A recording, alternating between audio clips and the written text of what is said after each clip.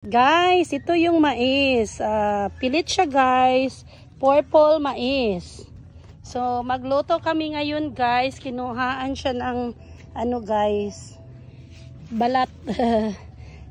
Para guys, mas madali siya magluto. Madali siya maluto guys. Then, nandun naman si Jerome guys. O haling siya. Pinabukal niya guys.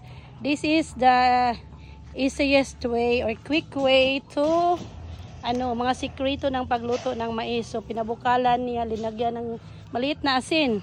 Jerome, pakita mo dito dong paano yan. Kunin mo yung balat ng mais. And then yun na guys. Ilagay na niya ito lahat sa kaldero. Then after 15 minutes yun 15 to 20 minutes luto na yan.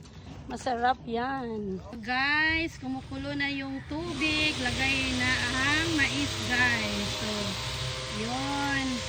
Mais yung snacks namin ngayon guys. Ito. So, 15 minutes lang yan. I-time mo daddy. 15 minutes. Maluluto na yan. Uy! Sobra sa kaldero. Yung iba hindi makakain. Oh, wag ha, mainit yan. Okay lang yan.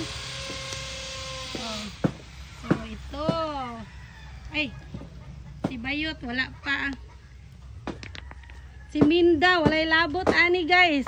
Lagyan mo ng dalawa paging doon. Okay lang yan, may mastem lang yan.